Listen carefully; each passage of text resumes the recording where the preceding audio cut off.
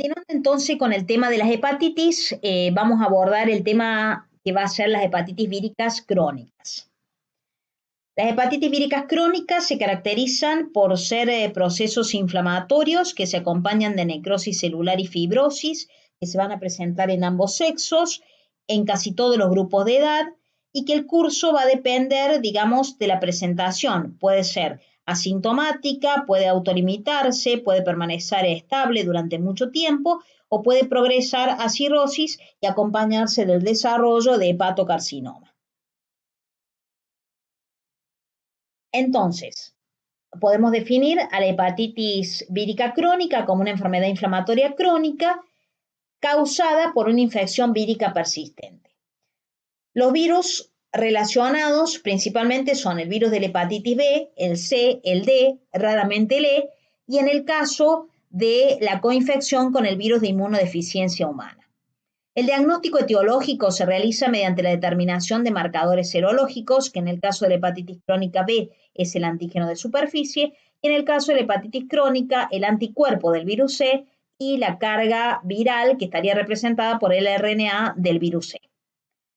La hepatitis crónica B se relaciona con varios factores de riesgo, como son la presentación en homosexuales, en usuarios de drogas por vía parenteral, en hijos de madres portadoras, recordar la vía de transmisión perinatal y en inmunodeprimidos, mientras que en la hepatitis crónica C el factor de mayor importancia es la presencia o el antecedente, en realidad, de transfusiones y se va a presentar con mayor frecuencia en usuarios de drogas parenterales.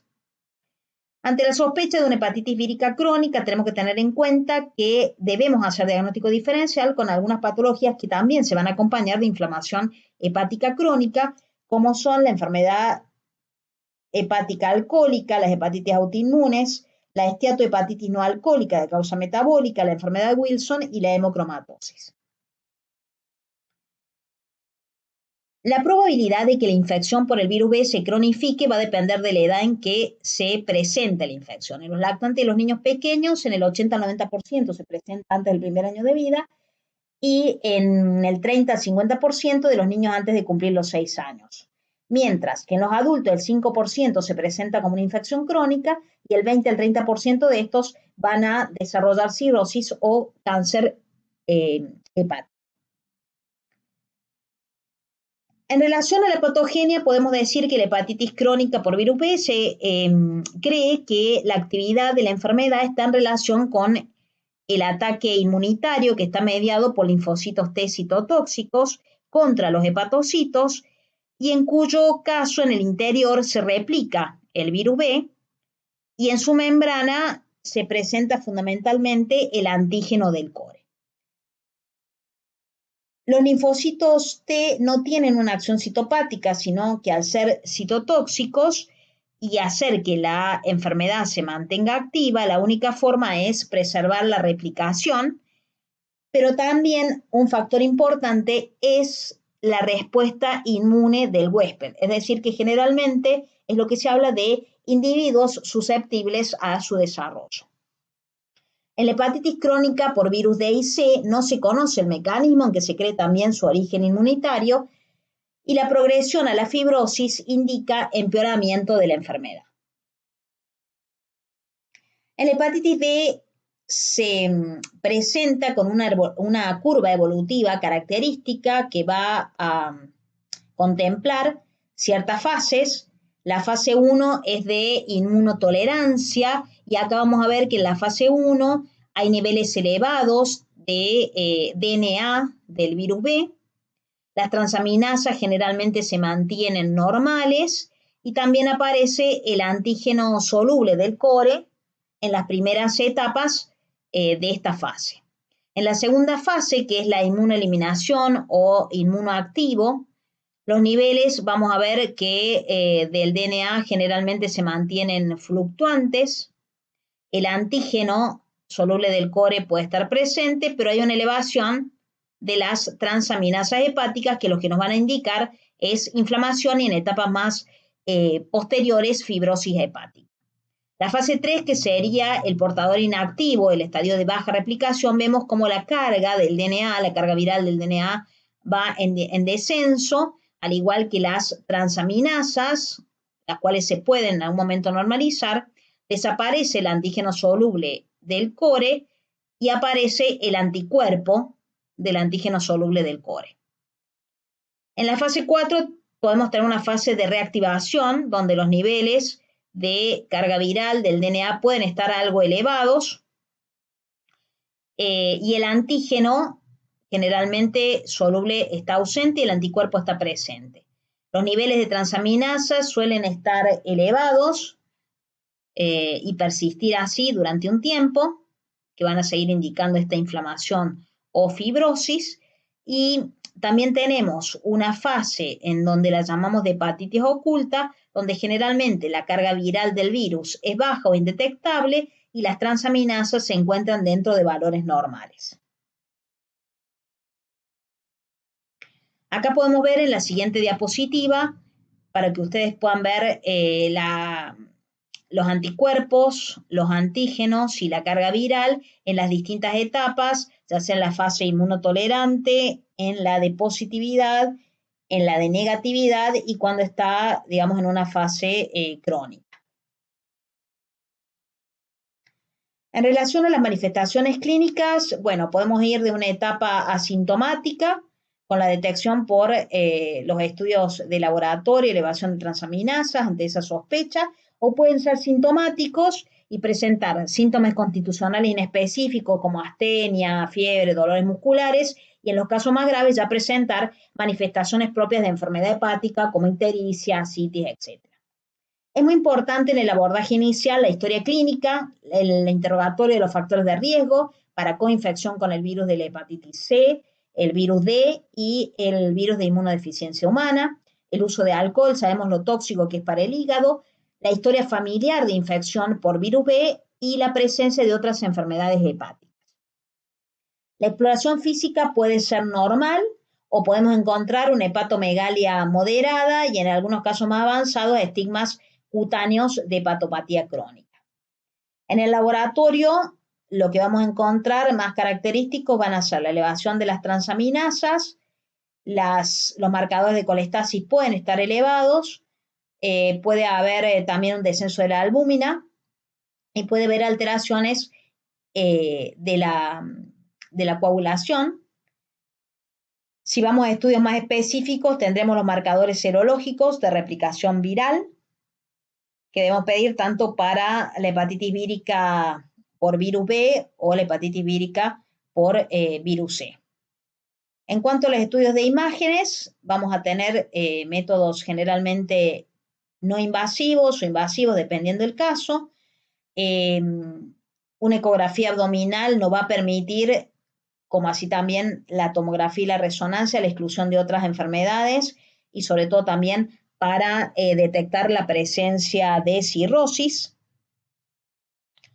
Dentro de los estudios no invasivos, uno de los métodos que está en boga y se está tratando de utilizar con más frecuencia es la elastografía,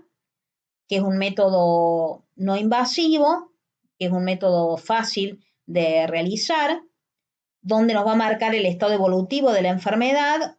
y que el mecanismo fisiopatológico explicaría, que la elasticidad hepática guarda relación con la intensidad de la fibrosis hepática en los diferentes estadios. En relación a la biopsia hepática, bueno, nos va a ofrecer datos sobre el grado de actividad necroinflamatoria, sobre la extensión de la fibrosis hepática y sobre la presencia de otras lesiones, como es el caso de esteatosis o la presencia de una hemocromatosis.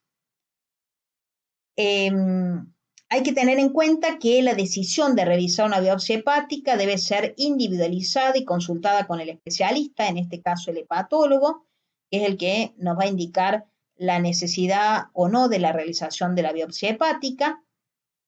Hay ciertas indicaciones en las cuales va a ser necesaria una biopsia hepática, como es aquellos pacientes que presentan una elevación persistente de las transaminasas, pero la carga viral del virus de la hepatitis B o el del C es baja. En aquellos pacientes que no tienen criterio de tratamiento, pero tienen un alto riesgo histológicamente de ser activos o de presentar una enfermedad hepática avanzada, y que pueden beneficiarse con el tratamiento que le podamos ofrecer, como son aquellos pacientes que tienen niveles elevados de transaminasas y una carga viral persistentemente elevada, o que tienen una edad mayor a 40 años o una historia familiar de carcinoma hepatocelular. Con relación al pronóstico, bueno, el curso va a ser variable, suele presentar fluctuaciones a lo largo del tiempo, con periodos de normalidad, y el 30% de los casos van a desarrollar cirrosis hepática, síndrome de hipertensión portal y carcinoma de hígado. En la hepatitis C, la actividad replicativa del virus se puede mantener constante durante muchos años. De ahí que el diagnóstico suele surgir, digamos, por otros estudios solicitados después de 15 años, 10 a 15 años, digamos, del antecedente de tenerlo de un factor de riesgo. En cuanto a los factores relacionados con la progresión de esta hepatitis crónica, tiene que ver el consumo de alcohol, las infecciones, la coinfección con el virus de inmunodeficiencia humana, la obesidad, la resistencia a la insulina y ciertos factores raciales. Bueno, la mayoría de la hepatitis, como la hepatitis crónica de virus C, va a tener un curso progresivo. Ustedes ven que la evolución hacia la fibrosis, la cirrosis y el carcinoma hepatocelular es la historia natural de la hepatitis C, que es muy importante la evaluación de los factores del huésped y virales para poder seleccionar el mejor tratamiento, la identificación de las comorbilidades en aquellos pacientes que tengan infección por el virus de la hepatitis C, el testeo también de otros virus por la presencia de coinfección, como son el virus de inmunodeficiencia humana y el virus B, y aconsejar a estos pacientes sobre ciertos aspectos psicológicos, el riesgo de la transmisión y los hábitos alimentarios para llegar a una mejor evolución de la enfermedad. En relación al tratamiento de la hepatitis crónica, el objetivo es inhibir la replicación viral y evitar la progresión a la cirrosis y eventualmente a un carcinoma hepatocelular. La decisión de iniciar el tratamiento se va a basar principalmente en la presencia o ausencia de cirrosis, en los niveles de las transaminasas y en la carga viral del DNA del virus B. Los fármacos que actualmente se utilizan son el interferón alfa, que es un estimulante del sistema inmune, que tiene acción antiviral, los análogos de nucleócidos o nucleótidos, que son los que bloquean la síntesis de la cadena del DNA para evitar la replicación. Los fármacos de elección hoy en día son el entecavir y el tenofovir, que tienen una gran potencia antiviral. En relación al tratamiento de la hepatitis crónica C, puede ser erradicada definitivamente, por lo cual es muy importante el diagnóstico de esta hepatitis crónica porque hay una gran efectividad del tratamiento, se evalúa por la respuesta virológica y la ausencia de la carga viral del RNA en el suero equivale a curación de la infección. Dentro de los tratamientos se incluyen los inhibidores de la proteasa, los inhibidores del nucleócido 5A y los inhibidores de la polimerasa, que quedan a criterio de selección del